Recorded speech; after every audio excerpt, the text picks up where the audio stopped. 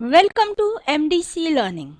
Students, we are learning TY semester 6 and this is the subject which we are learning is financial accounting and this is the third chapter. The name of the chapter is amalgamation, absorption and external reconstruction. Now see amalgamation. What do you mean by amalgamation? What do you mean by absorption? And what do you mean by external reconstruction? This all the things we are going to learn in this chapter. First, let me tell you what is the meaning of amalgamation. Can you see these two tracks? They are separated and now they have joined and become a one track. ये आपने railways में देखा होगा कि दो tracks अलग अलग आते हैं, फिर एक जंक्शन पे जॉइंट पॉइंट होता है and then the train goes very straight. Especially it is where when the stations are nearby you'll see this thing. So यहाँ पे क्या हो रहा है, ये दोनों चीज़ें, ये जो दोनों ट्रैक्स है वो अमालगमेट हो रहे हैं. अमालगमेट का मतलब ये अपना आइडेंटिटी खो रहा है, ये ट्रैक भी अपना आइडेंटिटी खो रहा है, दोनों मिल के एक नया ट्रैक बन रहा है जो सिंगल ट्रैक आ रहा है. That is a meaning of amalgamation. Amalgamation in accounts we mean joining of two companies. Many a time I given examples. Now see what is happening. I'll give a very small example. You know Mandip ma'am, you know Sakina ma'am. Mandip ma'am teach eco OC. Yes, Sakina miss teach accounts. हम लोग दोनों अपना अपना tuition classes चला रहे हैं, लेकिन अब उसमें क्या हो रहा है, उनका स्टूडेंट्स अलग, मेरा स्टूडेंट्स अलग, हम लोग के दोनों स्टूडेंट्स ब्रेक डाउन हो रहे हैं. बट अगर हम लोग दोनों बोलते चलो हम लोग मिल के क्लास खोलते हैं तो क्या होगा, मुझे उनका फ़ायदा होगा, उन्हें मेरा फ़ायदा होगा, हम दोनों एक साथ में मिल के हमारा प्रॉफिट इंक्रीज कर सकते हैं. So that is a meaning of amalgamation. Amalgamation means same industries के दो कंपनीज आपस में मिल के प्रॉफिट ज़्यादा अर्न करती, that is the meaning of amalgamation.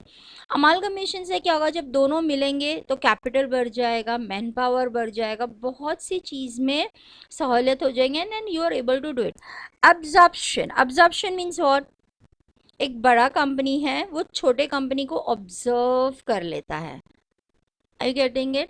मतलब एक छोटा कंपनी था जो ओके चल रहा था, अच्छा सा बिजनेस एंड ऑल चल रहा था, और फिर वहाँ पे एक बहुत बड़ा जैसे कि किराना स्टोर था और फिर सुपरमार्केट आ गया. सो सुपरमार्केट वाले ने किराना स्टोर वाले को बोला चल एक काम कर, you join with me, I will give you a sharing in my profit. तो किराना स्टोर को मालूम है कि भाई अगर सुपरमार्केट रहेगा तो कोई मेरे पास आने वाला नहीं है, तो वो बोलता है ओके चलो आप दोनों मिल जाते हैं. सो यहाँ पे what is happening, the supermarket is observing the kirana store, यानी कि एक कंपनी दूसरे कंपनी को टेक ओवर करती है. That is a meaning of absorption. Absorption मतलब टेक ओवर करना. तीसरा वर्ड था एक्सटर्नल. एक्सटर्नल मतलब बाहरी. हम लोगों ने सेमिस्टर 5 में इंटरनल रिकंस्ट्रक्शन देखा था. in internal reconstruction we have tried to reduce our capital and then try to come up with a new company which will be able to give us a profit. यहाँ पे it is not possible. अभी जैसे कि मैंने आपको examples उधर भी दिया होगा, जैसे कि घर है, मेरा घर बहुत अंदर से ख़राब हो गया, मैंने इंटीरियर डेकोरेटेड करा के बहुत नया बना लिया. बट अगर हमारी बिल्डिंग की हालत ही ख़राब है कि कल या परसों गिर जाएगी, so best way is what, fully उसको डिमोलिश करके एक नया बिल्डिंग बना लो. येस और no, that is external reconstruction. So amalgamation में दो कंपनीज बंद हो जाएगी और एक नई कंपनी फॉर्म होगी. ऑब्जर्वेशन में एक बड़ा कंपनी छोटे कंपनी को टेक ओवर कर लेगा, और एक्सटर्नल का मीनिंग भी दैट इट्स दैट ओनली. चलो, meaning of amalgamation, the combination of one or more companies into a new entity. मैंने क्या बोला, दो कंपनी मिलके एक नया कंपनी फॉर्म होगा. During amalgamation, two or more companies willing to come together to cooperate with each other and diversify the expansion and their business activity. यहाँ पे क्या होगा, दो कंपनीज अपने इच्छा से एक कंपनी बनेगी so that they are able to diversify the business and earn more and more profit in the business. After amalgamation, two or more companies dissolve and lose their individual existence, hence no longer exist anymore. However, they regain the re-establish themselves by the newly joined company, form a new company having a unique name. For example, A limited था, B limited था, दोनों ने amalgamate किया, तो हम लोग ने दोनों को अमालगमेट करके we come up with the new company. The new name of the new company was AB limited. मतलब ए ने अपना आइडेंटिटी खो दिया, बी ने अपना आइडेंटिटी खो दिया, एक नया कंपनी आ गया जिसका नाम था AB Limited. Thus, amalgamation result in the formation of a separate company which has a unique name, logo, identity and existence. यहाँ पे everything will be different. Example. See, the company A is amalgamating company, company B is amalgamating, both amalgamate and then they become AB Limited. Amalgamation of. Now इसमें क्या होगा, A company will dissolve, B company will dissolve and there will be a new company will be formed whose name will be AB Limited. Example. The two companies of amalgamation as follows: Maruti operating in India, Suzuki based in Japan, amalgamate to form a new company called Maruti Suzuki India Limited. See, Maruti was an Indian company, Suzuki is a Japanese company. India के अंदर form करने के लिए मारुति ने Suzuki के साथ amalgamate कर दिया, इसीलिए इंडिया के अंदर what is the name of the company? Maruti Suzuki India limited. Tata Sons operating in India and AAI Group based in Hong Kong amalgamate to form a new company called Tata AIG Life Insurance. Correct? See, AIG is a Hong Kong based company, Tata अपना Indian company. यहाँ पे India में अपना पैर जमाने के लिए AIG company ने किसके साथ अमालगमेट किया? टाटा के साथ, so that they are able to form. तो यहाँ पे क्या होने वाला? दो कंपनी आपस में मिलके एक नया company. Now what is going to happen? Simple है, पहला वाला कंपनी क्या हो जाएगा? डिसॉल्व होगा. तो डिसॉल्व होगा तो आपने पता है डिसोल्यूशन पढ़ा था 12th स्टैंडर्ड में. डिसोल्यूशन में सबसे पहला स्टेप क्या होता है? Transfer all the assets to realisation account except fictitious asset. The fictitious assets are debit profit and loss account, preliminary expenses, discount the issue of shares and all that, that are fictitious. Fictitious asset को छोड़ के जितनी भी assets है, all the assets will be transferred to realization account. And what will be the entry? Realization account debit to various assets account. ये मेरा first step है. After transferring the asset, I'll come to the liabilities. Transfer all outsiders liability. बच्चों यहाँ पे हम talking about the outsiders. Outsiders मतलब जो company के बाहर के हैं, not of owners.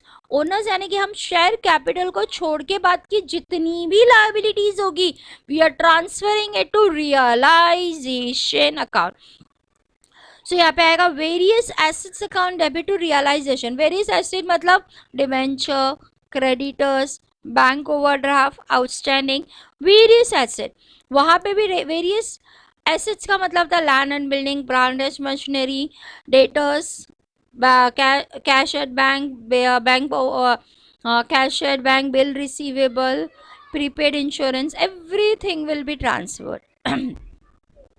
Third step, transferring accumulated profit to equity share. See, equity shareholders are the real owner of the company.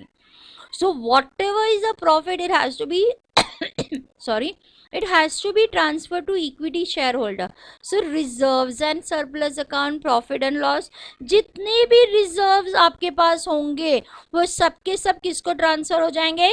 Equity share holders account.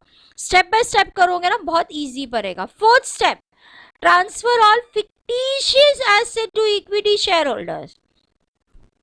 So again, equity shareholders account debit to all fictitious. Fictitious मतलब debit profit and loss account, discount on issue of shares, preliminary expenses, जो भी आपके fictitious asset होंगे, it will be transferred there. Fifth step, purchase consideration due. Purchase consideration mean, see आप अगर amalgamate हो रहे हो तो आप एक अपनी कंपनी का वैल्यू निकालोगे। परचेसिंग कंपनी आपको एक प्राइस देगी, that price is called as purchasing price consideration. Consideration का मतलब है कि what amount you are going to get to sell your company. तो परचेसिंग कंपनी यानी कि new company account debit to realisation account, क्या आएगा, new company account debit to realisation. Actually ये स्टेप जो मेरा ना ऊपर नीचे हो गया, ये फिफ्थ स्टेप है ना, ये होना चाहिए। Transfer preference share to preference share capital. Preference share को प्रेफरेंस शेयर होल्डर्स में ट्रांसफर करना है, तो it is preference share capital account debit to preference share holders account. फिर हम इक्विटी शेयर में जो ड्यू होगा वो इक्विटी शेयर होल्डर्स को ट्रांसफर करेंगे। Equity share capital account debit to equity share holders account. फिर सेवन स्टेप आपका परचेस कंसिडरेशन का आएगा। फिर परचेस कंसिडरेशन वो कंपनी आपको कुछ देगी, प्रेफरेंस शेयर होल्डर देगी, इक्विटी देगी, डिबेंचर्स देगी, बैंक देगी।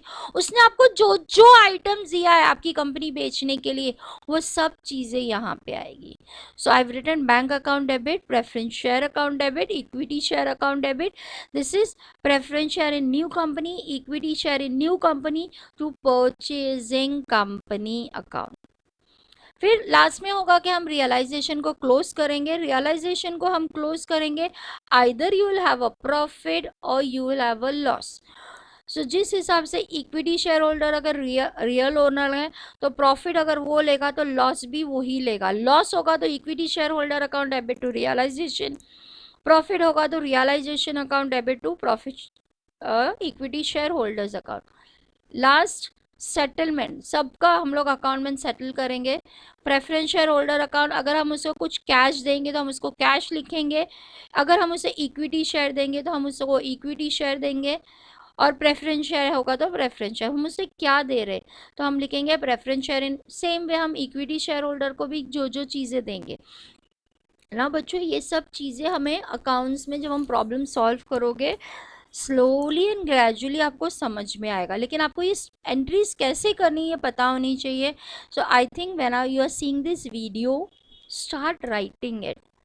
एक पेज के ऊपर जर्नल एंट्रीज कैसे करनी है ये सब लिख के रखिएगा। अगर आपके पास लिखा हुआ होगा, आपको याद होगा, तो नेक्स्ट वीडियो में जब मैं प्रॉब्लम सॉल्व करूँगी तो आपको बहुत अच्छे से समझ में आएगा। ओके, चलो, thank you, take care, enjoy your day, and I hope कि आप लोग जर्नल एंट्री एक पेज पे लिख के उसको बाय हार्ट करोगे। चलो, बाय।